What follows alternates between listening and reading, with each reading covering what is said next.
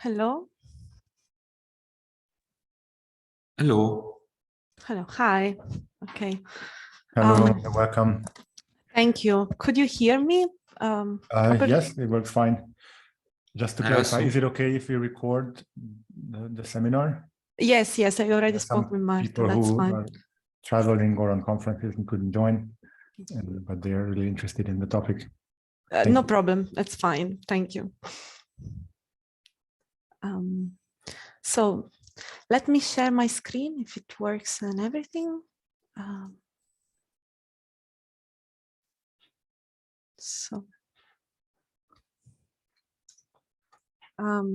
Can you see my slides? No. Let me see if I can. Oh, wait, because maybe I made a mistake with the. So can you see it now? Now Yes. it's working. Yeah. Okay, that's great. Maybe you want to make it full screen or? Yes, that's fine. Perfect. Okay, great. Okay. Let's wait just a few minutes. Yes, no problems. I was just checking if everything works, and that's fine.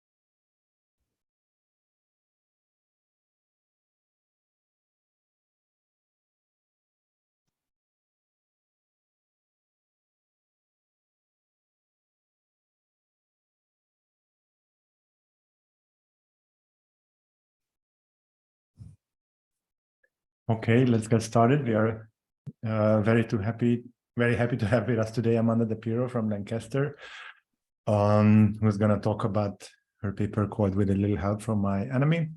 Amanda, you have 60 minutes and we'll ask questions along the way. Please. Okay. Thanks a lot. So first, thanks for the invitation. As I said, I will be talking about my job market paper, and the title is "With a Little Help from My Enemy, Intellectual Property Rights in Fascist Italy." So in the title, I explicitly mention intellectual property rights. So let me give a very brief introduction about what these rights effectively are and refer to. So intellectual property rights are all those private and legal rights that essentially grant to the owner the exclusive use of a certain intellectual work. And this recognition can take different forms depending on the item at stake and the innovative content. So the most popular ones are patents that can be of different types, but also trademarks, and they comprise also copyrights. And these rights are very powerful tools, these exclusive licenses that companies have in order to protect their technological innovation. Now, the granting of these rights is usually delegated to a government authority. So without much loss of generality, we can say that governments are the ultimate authority to decide which projects deserve to be intellectually recognized and protected.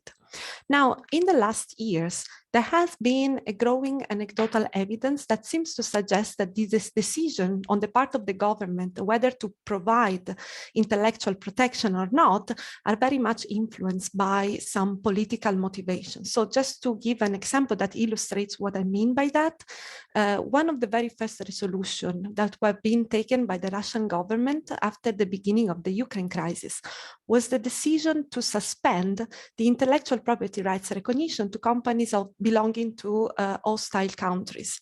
That was clearly a resolution which was taken with a political motivation behind. On the one hand, they wanted to damage foreign companies with this resolution, and on the other one, it was an attempt to legalize essentially the stealing of this intellectual work on the part of domestic companies. But there are several other examples that seems to go in this direction.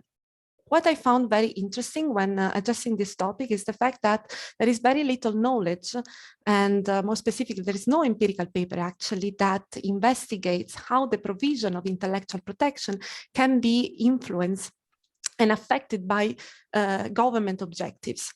And this issue is of particular relevance because intellectual property recognition should aim at rewarding and protecting innovation. It's something that also gives very strong incentives to companies to developing innovation.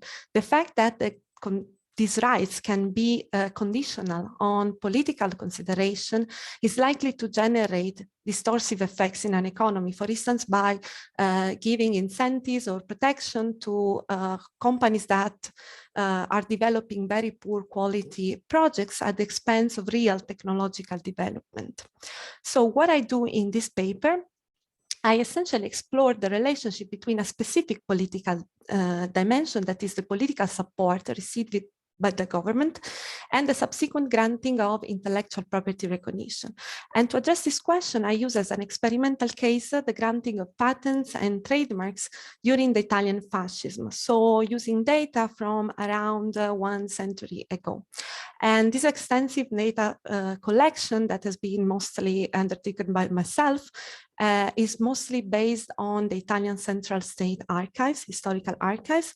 And I was able to extract a very rich documentation that also served me in order to construct a measure to capture the local support for Mussolini at that time.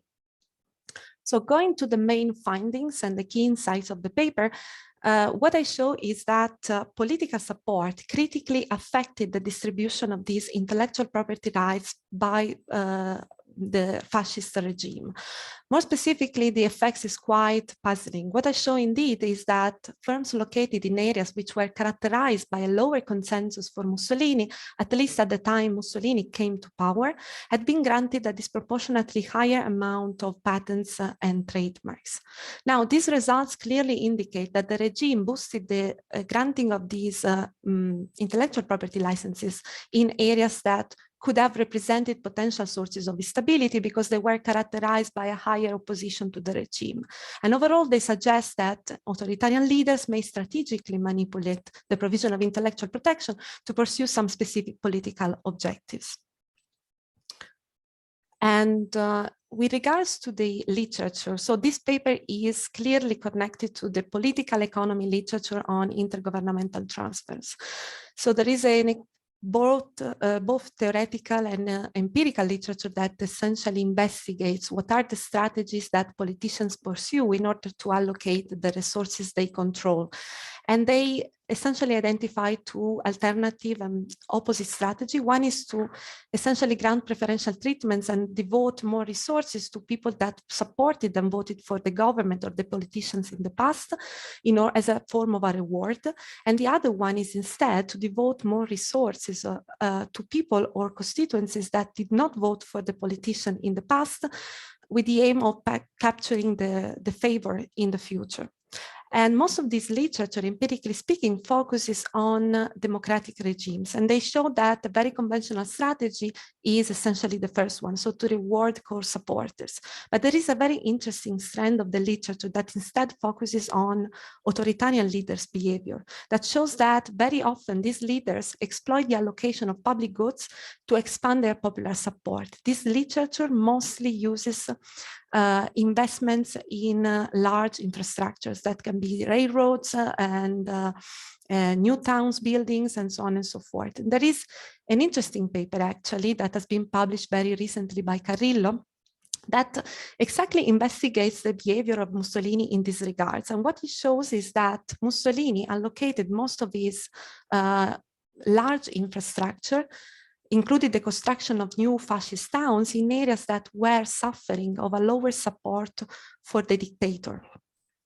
The second strand of the literature is, of course, the literature about the government and the innovation and how the government fosters and provides incentives for developing innovation.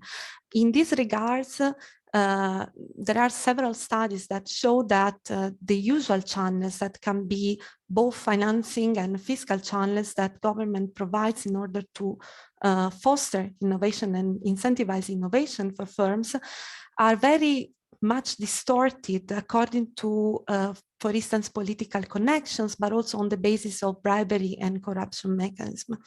And my contribution with respect to this literature is the fact that this literature focuses on the period ex ante an innovation is developed. And it shows that politics can very much influence this process. What they don't take into consideration is essentially the period after an innovation is developed and essentially requires to be recognized. And innovation without recognition and without protection is essentially useless innovation. And I show that even in the ex post period, there is the possibility that the government intervenes according to criteria that do not stick to proper assessment of the innovation at stake. And then the last strand of the literature, of course, is the more broad literature about economic history of fascism. And in this regard, one paper that I will cite a lot along this presentation is the one from Acemoglu, De Luca, De Feo, and Russo that has been published on QJE last year. And there they essentially investigate the cause for the rise of Mussolini to power. I employed their results in order to somehow structure and validate my empirical strategy. So can I have a big picture question? Sure. At this stage? So, so I think there's questions about specific mechanism and how to identify, but I think you're going to talk about that, and let's postpone that discussion at that point. But are you also going to say things about the big picture, like why this is happening, and what could explain the patterns in Yes, so framework, say? No, that's true. So, okay, this paper is clearly about uncovering a new effect, okay, that has not been investigated so far. But at the end, I also advanced some hypotheses to explain essentially what you said, so what could be the mechanism behind. So yes, there is a final section where I advance some hypotheses and I try also to test how it effectively happened, let's say. Okay, So I will now introduce a little bit of historical background and stylized facts about fascism and its relationship with innovation, and more specifically intellectual property recognition. And then I will go to my data sources and the empirical strategy. So Mussolini came to power in October 1922 after the famous March on Rome. So he came to power without election as a representative of a right-wing coalition. And at the time he came to power, fascist was a very new political force. Indeed, Mussolini essentially founded the movement, the fascist movement, in 1919, and the movement became an official party only in 1921. So just 1 year before Mussolini effectively became the head of the government. Now, the very first 1.5 years is usually considered by historians as a sort of a transition period, in the sense that it's not recognized as a full dictatorship, because Mussolini, as a representative of this right-wing coalition, still had to somehow rely on the support from the parliament. But the things changed in 1924 when Mussolini decided to hold new election, and thanks to the support that he received at those elections, he was finally able to dissolve the parliament with the except of the fascist party representatives. Now, looking at what happened to these intellectual property licenses and innovation more broadly. So if you see this graph here, you usually employ intellectual property licenses and patents more specifically to measure, let's say, the level of technological development in a country. And you see that the rise of Mussolini to power seems to be associated to a sharp increase in the number of licenses and patents granted in these regards, which might be suggestive of the fact that Mussolini's policy somehow boosted the level of technological development in Italy. But if we look a little bit closer to this picture, you will see that what effectively increased under Mussolini's are essentially patents for designs and trademarks. So patents for design in this context also comprise utility models. These are patents so-called for minor innovations. So patents for design usually protect the appearance of a product, so the design, whereas instead patents for utility models, they protect the functionality of the product, okay? So they don't invent anything new in reality. What we look in order to evaluate the real technological development are the patents for invention. And these patents, which are a measure of radical innovation, let's say, are the only ones that essentially remain quite stable over time. So if Can I ask a question? Yeah, sure. So I think it's super important in the sense that this is not really innovation, it's more like market protection, right? So a better way to characterize this is basically measures to protect the market of these companies, much more than the normal way we think about IP. Would that be correct? Especially, you know, in the sense that you are interested in kind of political economy of this. Yes, definitely. This is the definition that I was probably looking for. Yes, it's not in. Okay, if you talk to an audience that is specialized in innovation, they would say, yes, this is still innovation because it's a sort of incremental innovation. That's a fact. But as you said, yes, this is not proper innovation in the sense we are used to think about. So it's more like a form of protection given to some specific sectors. Yes, I agree with you in this sense. And I mean, it may be in general, I'm not saying trademarks are not, I'm just saying that, because often they could be, but in this particular context, right? Again, yes. In light of what's coming, I think that's yes. an important way to think about. Yeah, thanks. No, I agree. Yeah, definitely. I think there is another question. This looks really interesting. I just wonder if you have compared the usual ways of measuring values of patents and trademarks. So I know that the value of patents can be measured by citations or the radicalness indicator, and there's a bunch of other indicators. I'm not sure about the case of trademarks, but there should be, I suppose, some way of measuring their value. So have you considered this? Yes, I did, but unfortunately there are no data available. I mean, we are talking about 1 century ago, so we don't even have like citations for patents for that kind of patents. I couldn't retrieve them, at least. I tried it. Yeah. But I mean, I think it would be interesting and useful to have like some examples. Yes. You know, so that in a way to think about it, because, you know, if Miklos would have a patent, if someone would get Miklos a patent that from now on only he can be called Miklos, right? And that would give him a power over any Miklos related aspects. That's clearly a political, you know, that's market protection rather than something innovative. Yes. So simply by, you know, having a look at the text or something that you know, something could be learned. Yes, this is something that can be done, definitely. I have some statistics, very general, but it's, I mean, looking at the text, because yes, as I will explain later on in this documentation, there is a description of these items in case of in case of patents, or the description of the trademark. So yes, with some text analysis, you can extract effectively also this information. And yeah, it's something that is definitely worthy to explore, I think. You perhaps have some kind of balance sheet data from that time, because it would be nice to see that these trademarks are indeed useful for the firms. For example, at least in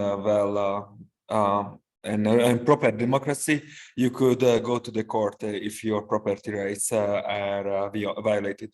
But I'm not sure whether this was in fact true 100 years ago in a fascist country. I'm not aware of it, honestly. I think these data are kind of very complex to retrieve. Also because most of the documentation about that period either has been lost or it's still like somewhere missing in some bureaucratic office. So it's not very easy. But yeah. More generally, if that I understand that you do not have balance sheet data, but measuring revenue or just citations are only a proxies of usefulness of these trademarks. And can you somehow measure whether they are indeed useful for the firms?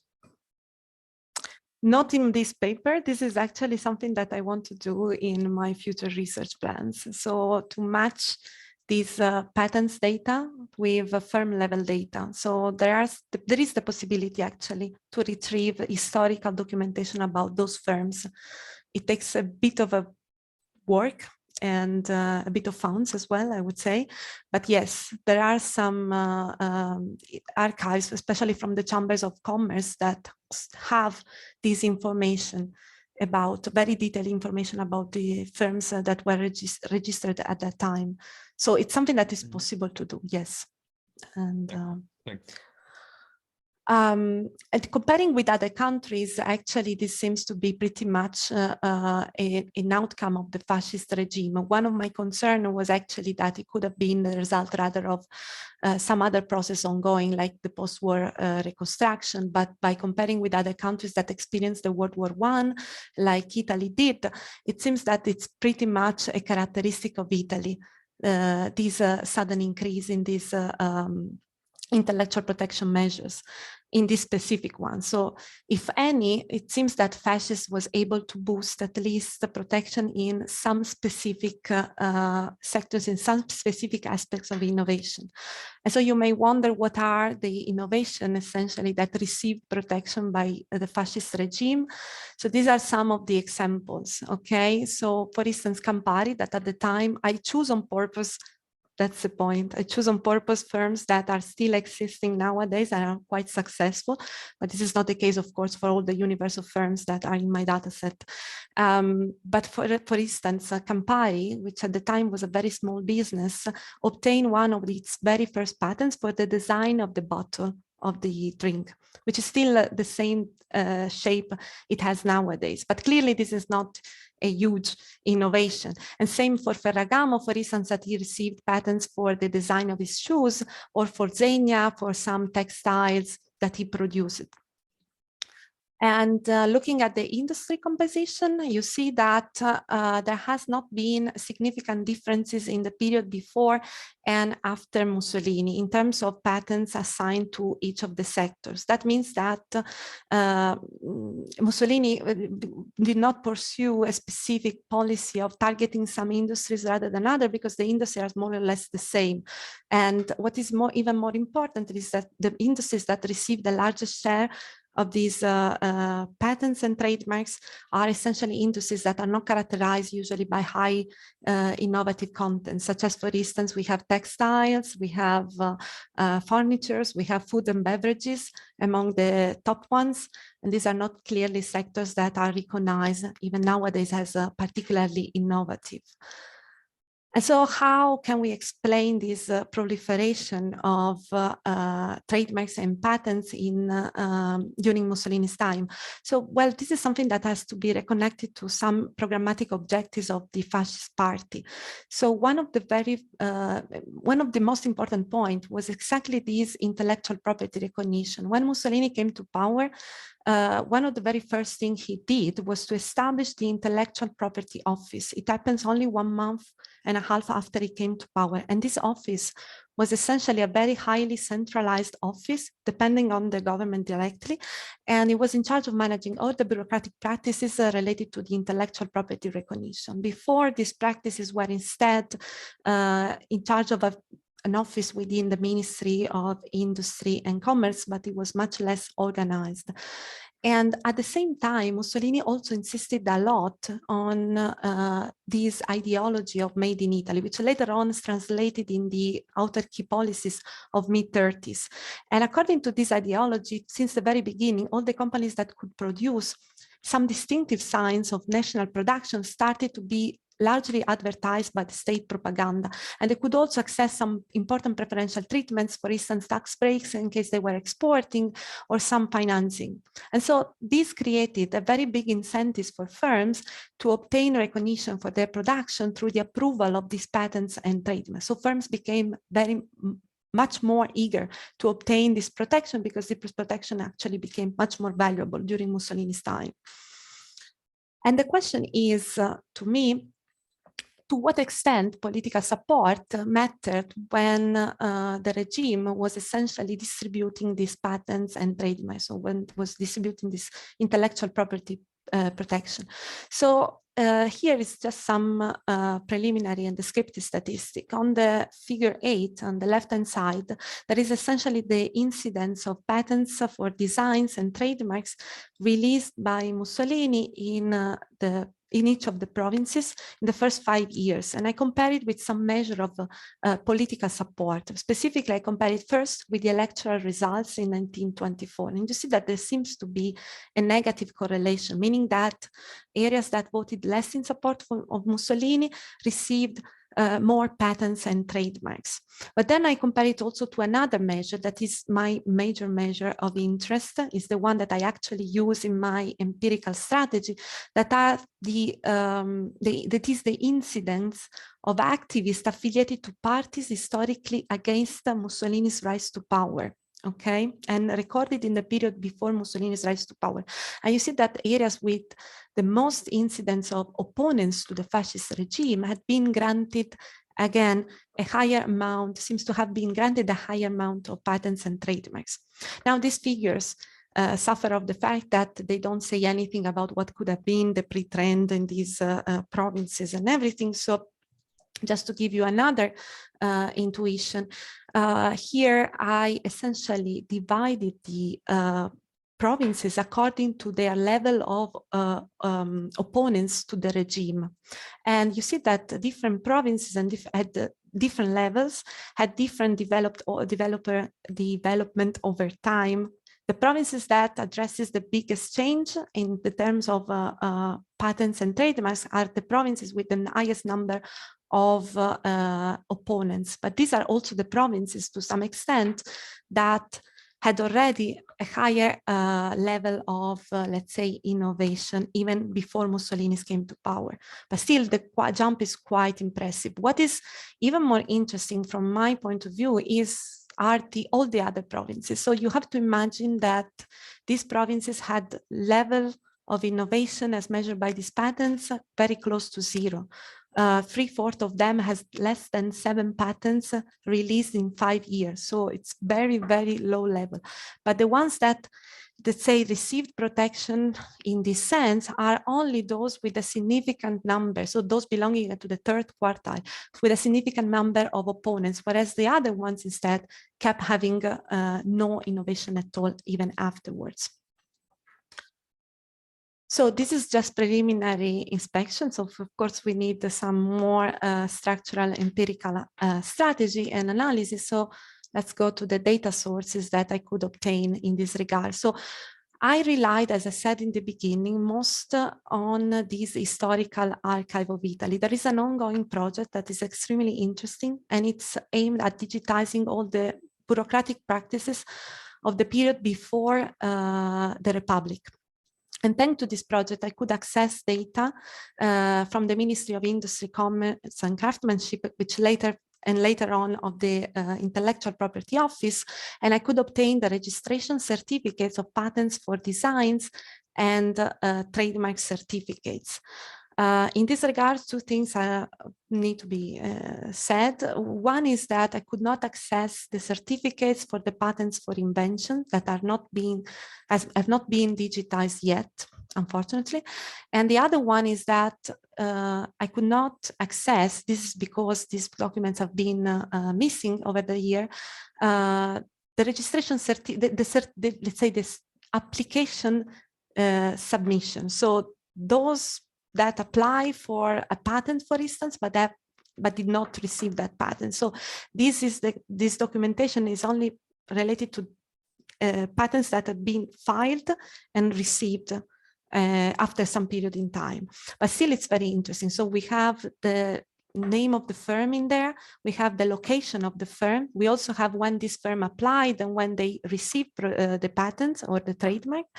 And also some, as I said, some description of the item at stake.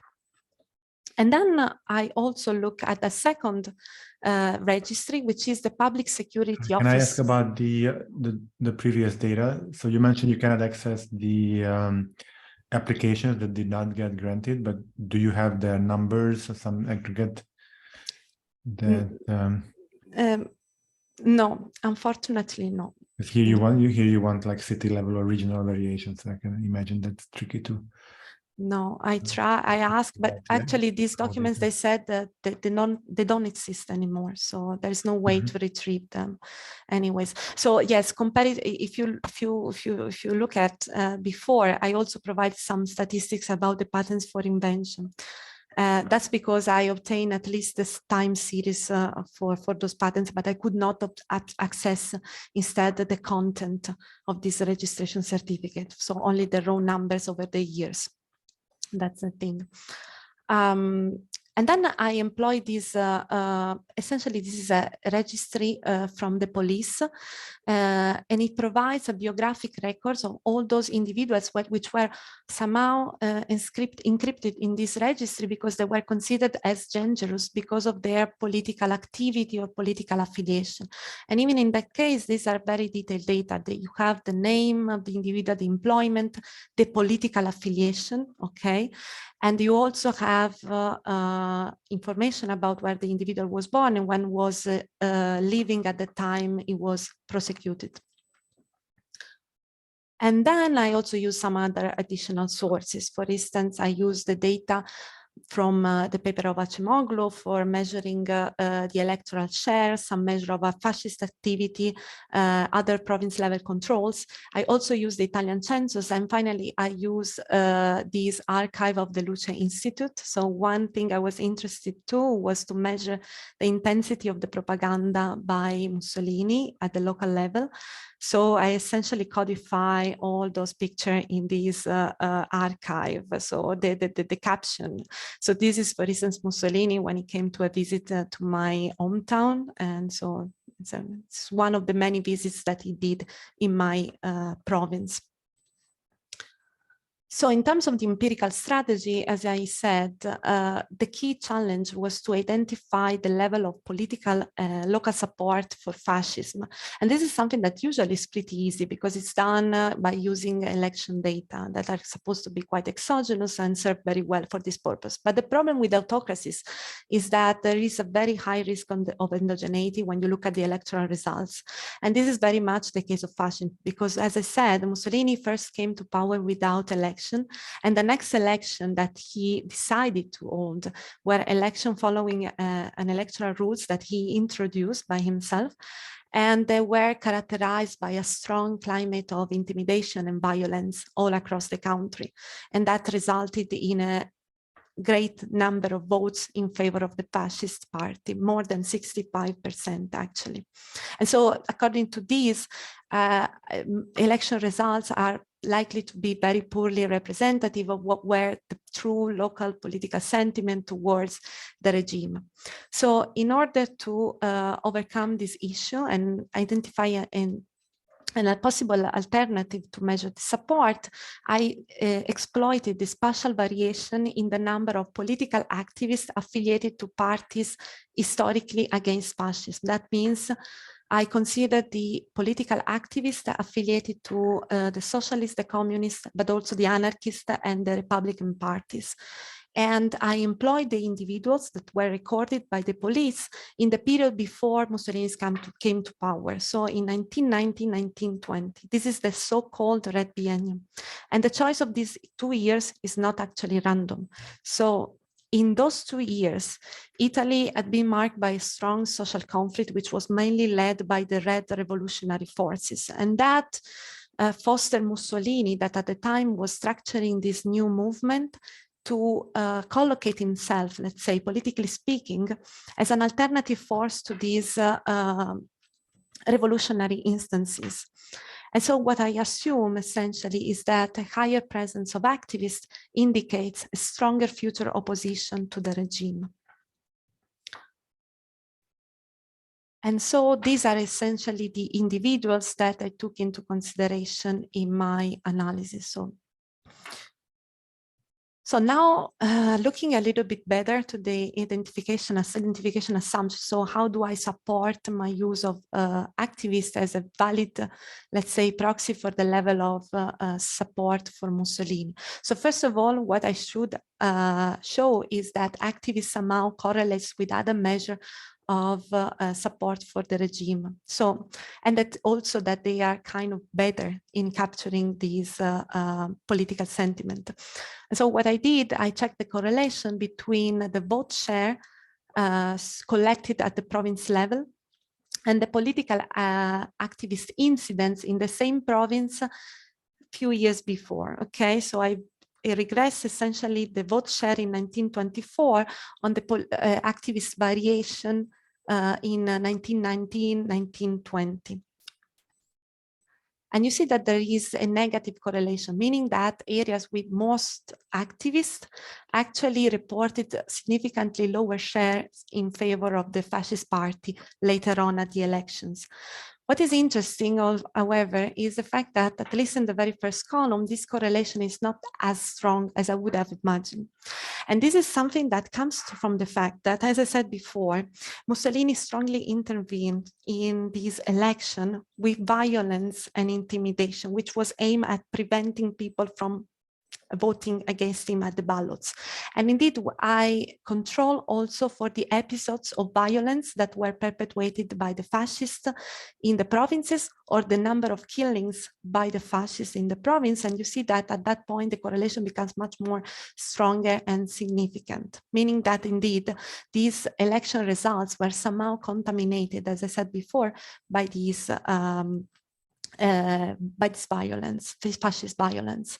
In the last two columns, essentially is an exercise that I wanted to validate the results from Acemoglu. So what he shows is that paradoxically, some areas that were traditionally more aligned with the red parties reported a higher share of votes in favor of the fascists. And he explains this on the basis of the very high violence that was perpetuated in those areas that on the one hand prevented people from going to vote, people opposing Mussolini, and on the other, essentially determined a shift towards more extreme right-wing position of the rest of the population.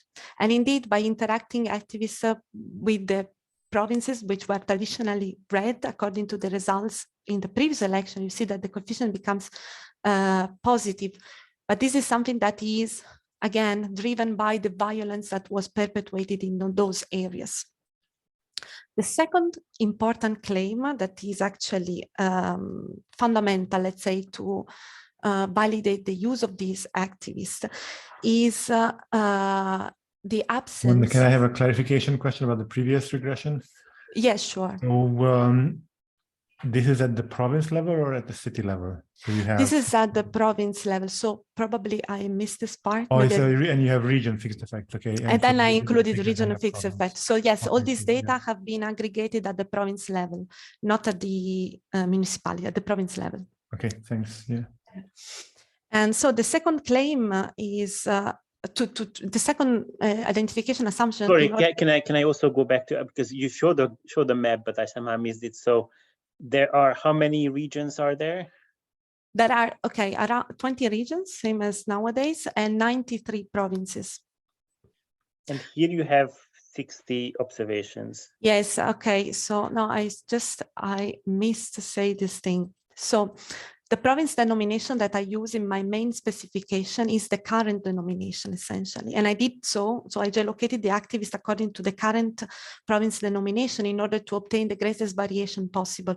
But when reconnected to data, for instance, the electoral share, then I had to reshuffle my data set in order to accommodate the province denomination at that time, which was quite lower. So there were around 68 provinces, yes, at that time. So I had to, as I said, to geolocate people again according to the borders of the provinces at the time. Yeah. And I'm just kind of thinking, so there are, say, 60 something observations. There are 20 fixed effects. Yes. Right? So that means that on average, a region would have 2 to 4 provinces. Not really, because actually the provinces. I mean, at on the average is 3, no, 3 point something. Yes. So the average, yes. Yes, so that means like 2 to 4 is like a. Yeah. So when you have. So I'm just wondering how likely. So I mean, where you know, so that means that there is a region with 3 provinces, right? And then is it like the main city and then countryside 1, countryside 2, or is it? I'm just trying to imagine where the variation comes from. I mean, let me tell you why I'm thinking about this. So communists and social democrats in many places of Europe, I don't know about Italy, often come from factory cities. Right? Yes. So communism spread, to my historical recollection, spread through factories. That was like the main idea. Now, that means that the activity of communists could be correlated with where factories are. Sure, I agree with you. This is why I'm worried that if the province within a region is something like city, countryside, which often sometimes are, then there would be one city with factories, and that could be I don't know. I'm just trying to think. No, I agree with you 100%. So most of the so when I will show the main results, you would see that I try to in any way address this concern, as you've said, that this effect can come from specific big towns, from specific categories that are the communists, that are very much correlated with factories, and industrial productivity is concentrated in big cities. Yeah, I agree with you. This was my main concern when I had to. Let me rephrase that. Sorry to be aggressive. Let me rephrase that. So where does this exogenous variation in activism come from, which you call exogenous? So where does the variation in communist activism come from that is not something that you controlled for? Where does the exogenous variation come from? No, in the sense that, okay, so if you think about only communists, then there is no possibility to disentangle. But here, I don't only consider communists, I consider also other categories of activists. And these activists were not necessarily tied actually to industrial areas. Even socialists in Italy, historically speaking, they were very much spread in the rural areas instead. They were pretty much tied to the rural movement rather than to the industrial one, which was a characteristic of the communist movement instead. And by the way, I mean, I checked. So again, where is the exogenous variation coming from? You need exogenous variation. So where does it come from? Is it where people were born, or is it the quality of food? Where does it come from? I think I don't know. There's something is. No, I understand your question. It's simply by the fact that I don't see how these communists could have these activists could have correlated with some. It's exogenous with respect to the innovation levels. So these people are certainly do have certainly some specific characteristics, but these characteristics do not affect the innovation activity in a province, at least according to the test I made. And with respect to Mussolini himself, so you may say, okay, but you collected these people, and the variation in the way the police activity, for instance, collected these people can have been influenced by Mussolini himself. So it's endogenous in the sense that it is the government to have decided which people deserve to be recorded or not, but not by Mussolini, because this was not, Mussolini at the time was not even in a government in any kind. It was not in politics, actually. So this is the main thing. That's why I said, okay, I'm capturing the support, but I'm not capturing anything that could affect also the innovation level through this measure. And yeah, indeed, the second assumption was that this should not be correlated to the pre-existing incidence of patents and trademarks. And you see that when in here, I even controlled for province fixed effect and year fixed effects because I exploited the panel dimension of my data. And you see that there is no correlation between the variation in the activist and the variation in the innovation levels as measured by these patents and trademarks. This correlation appears only in the period after Mussolini comes to power. So this correlation seems to be significant only from some point in time, which coincides with Mussolini's rise to power.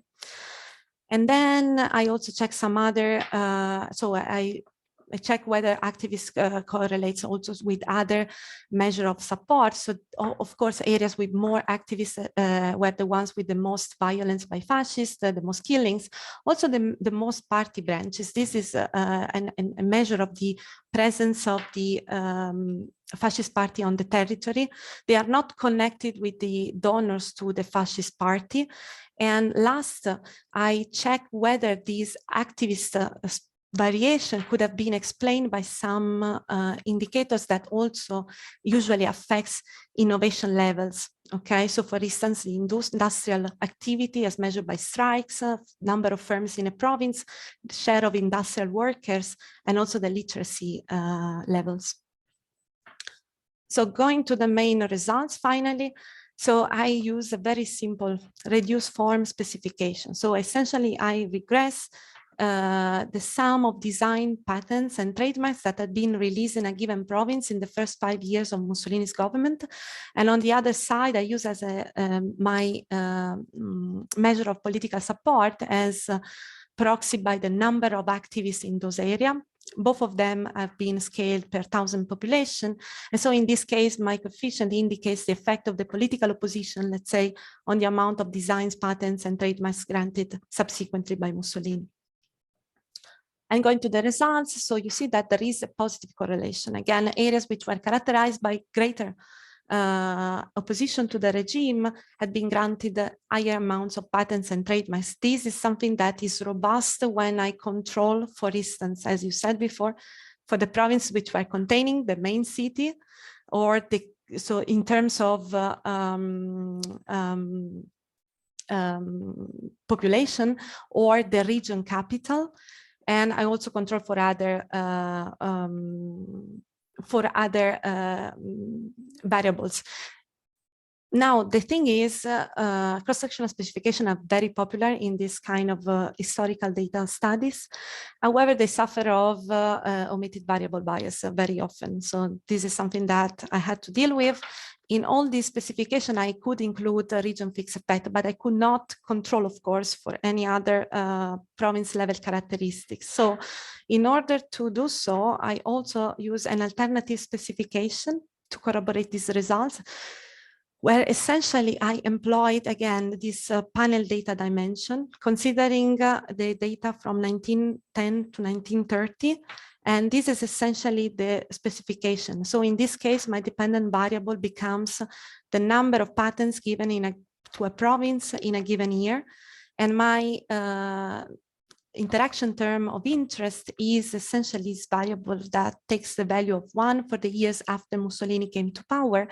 And it's interacted with this time invariant variable, that is the number of political activists recorded in the province in those 2 specific years. Okay, so in this case, what I'm doing, I'm essentially trying to capturing the differential effect of the fascist regime in terms of patents and trademark granted to province which had a heterogeneous level of support for Mussolini. And so again, results are— I'm sorry, so I don't understand. How is the time dimension? So the time dimension, it's because I wanted to measure the increase in the period before and after Mussolini for provinces that had different level of support for Mussolini. So, but on the right-hand side, there is no time variation. I mean, there is just before and after, right? But the T is, does the T turn on at different points in time for the Mussolini? No. Yes, so it's 0 for all the years before Mussolini, and then It's in 1. this, right? Yes, So that- yes, exactly. No, but I'm just saying that, but does the Mussolini, but it's like 1924 for everyone, no? 19, yes, because yes, Mussolini essentially came to power at the same time for everyone. Yeah. So I just don't Question see. is there a differential impact on Yes, provinces with large activist groups or something, right? exactly what he says. Yes. But it's 2 periods. It's not every year. But my dependent variable goes from 1910. So yes, but I'm measuring the. But it's an average, so it's an average of so you but do you see where I'm coming from? That on the right hand side, nothing changes with the year. Yes. The right hand side is the same for 1928 and 1929. Is exactly the same. Yes. I wanted to measure. Yeah, essentially, yes. It's like you have 2 periods. Yes, you're right. What I wanted to do with the specification was rather to be able to introduce province fixed effects. That's why I use this. In reality, yes, it's 2 periods, but that allowed me to introduce province fixed effects. So I could control for these time invariant characteristics at the province level that I could not do with the cross-sectional form specification instead. So this is the secondary experiment that I did, but just because I wanted to make sure that that my results were not biased by some province level characteristics that was driven actually the effect rather than the activists themselves. Can I ask another question about this?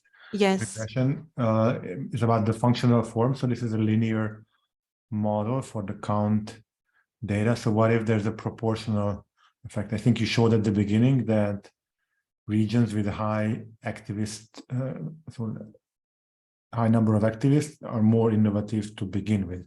So if there's a proportional, say 20% increase in patenting, it would still show up as a larger number of patents in these regions.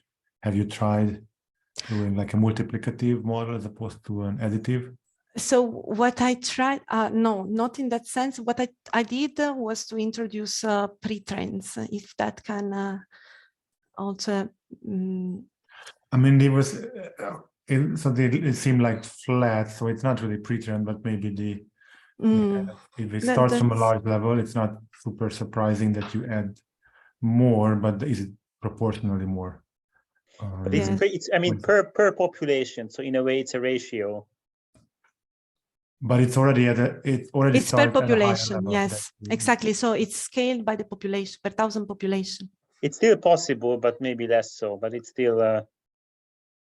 No, I agree. This could be also another way. Yeah, I haven't considered it, but yeah, the fact that I scale it by the population exactly make them comparable. That's the point. Yeah. So I think we're running out of time. Sorry, I went.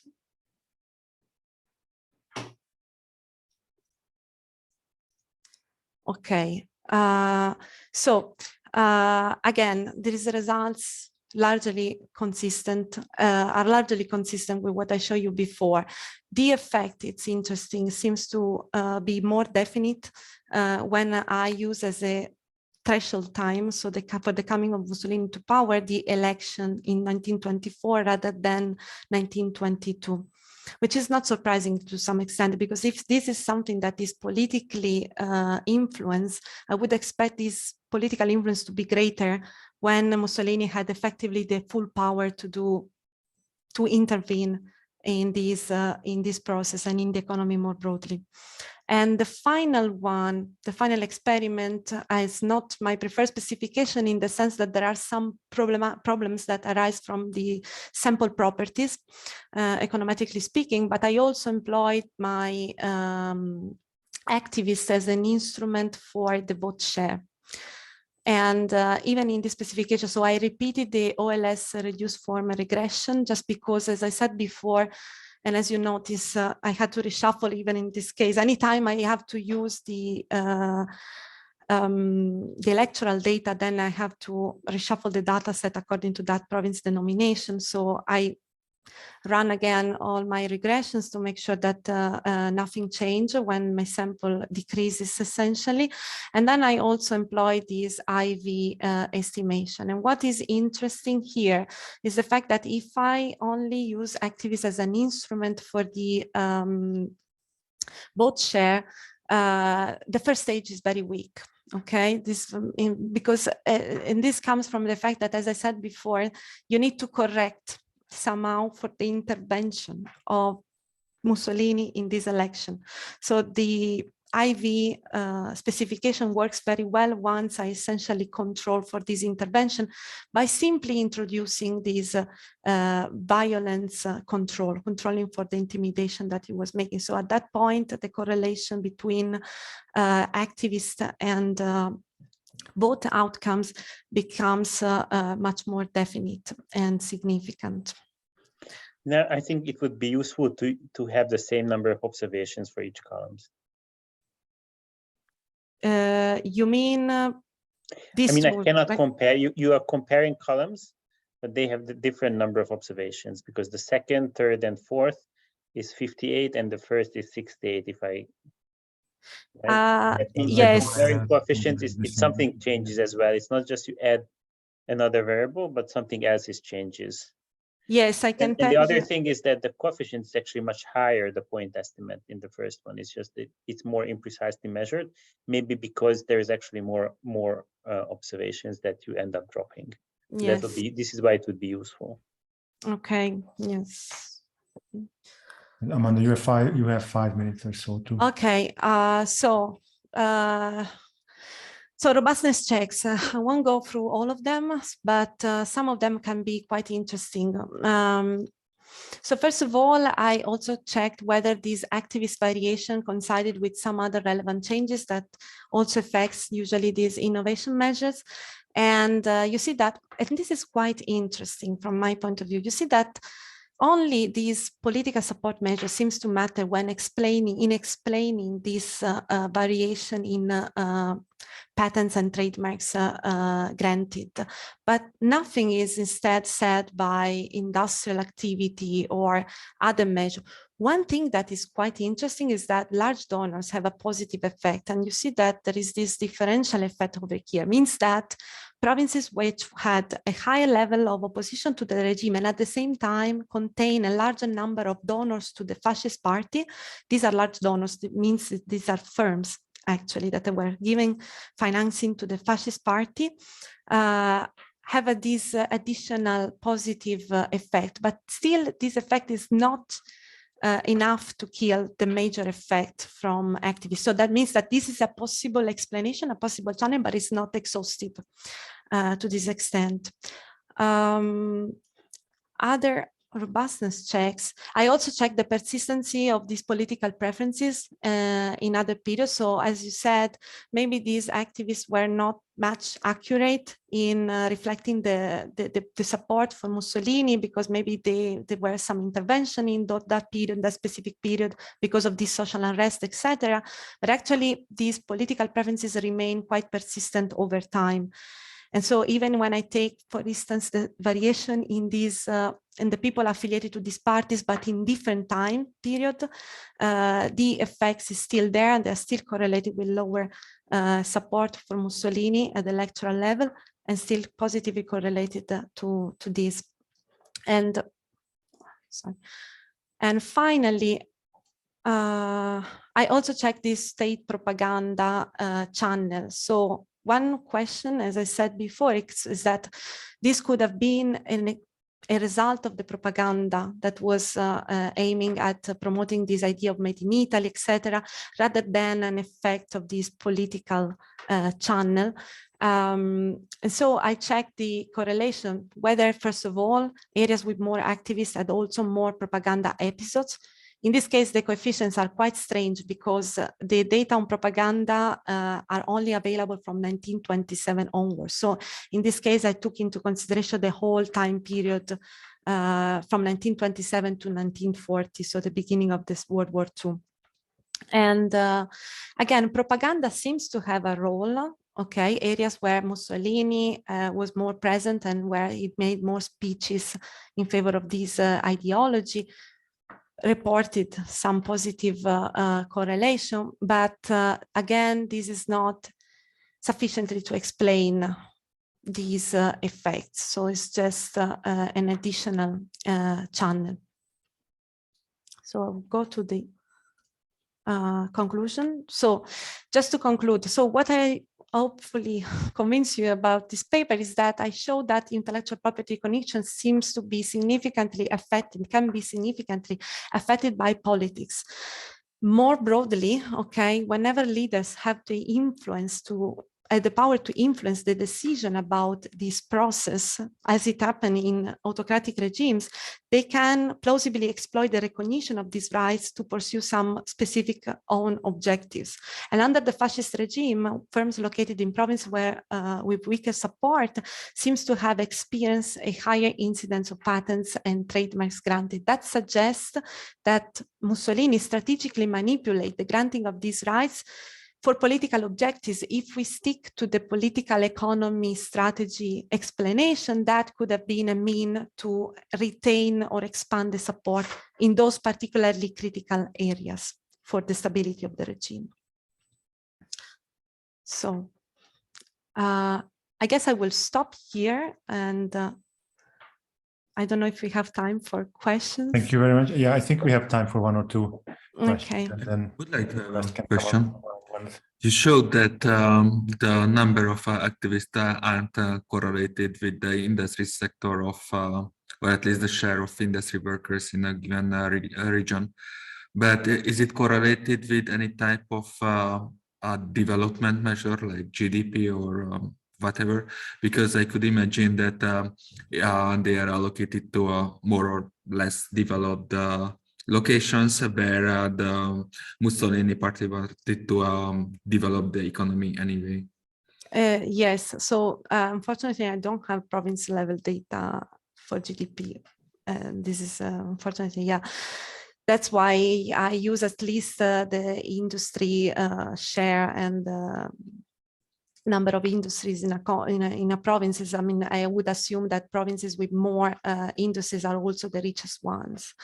And that seems to not have been influenced anyhow, because the correlation doesn't exist. It's not even not positive nor negative, this variation in these activist levels. Okay, thanks. So just a comment, an interesting next step would be to learn about whether this protection goes to the supporters of Mussolini or to the opponents. So what that could tell you something about the mechanism, whether they strengthen the already existing support or whether they try to gain additional one. Yes. I don't know whether there's data on that. Well, unfortunately, not data about the fascist period, because those were the last election. And then the next ones were after the end of the war, essentially. So there was another election, but Mussolini got 98% of the votes. So it's like literally impossible. But for the yeah, for the ex post support, whether he gained an increase in support or not, yeah, I would in that case use data. The first data available are after 1945, I would say. But you can measure potentially, yes, whether those areas turn up to be more left-wing or right-wing extremist affiliated, even after the World War II, for instance. Yes. Or simply whether these patents goes to donor firms at that time, if you can identify the firms support. This is possible. At that time. Yeah. Yeah, this is something that is possible to do, actually. Yes, because I have also, so these are raw data. I mean, I just computed the sum of the donors, but I also have the name of the donors, and I also have the donation, so the amount they gave to the fascist party. So potentially, if there is a matching between the name of on the patents and the name of these donors, yes, this is something that can be done. Yeah, yeah, that's a very good point. Okay, let's wrap up because we're out of time. And thank you very much. And just as a reminder that if you have a one-on-one meeting, and also Amanda, for you, it's a separate Zoom link. Yes. Okay. Thanks a lot. So we see Nice. some of you in the other Zoom meeting. Okay. Thank you. Thanks a lot. Thank you. Thank you. Bye. Thank you. Bye. Thanks. Right, thank you. Thank you.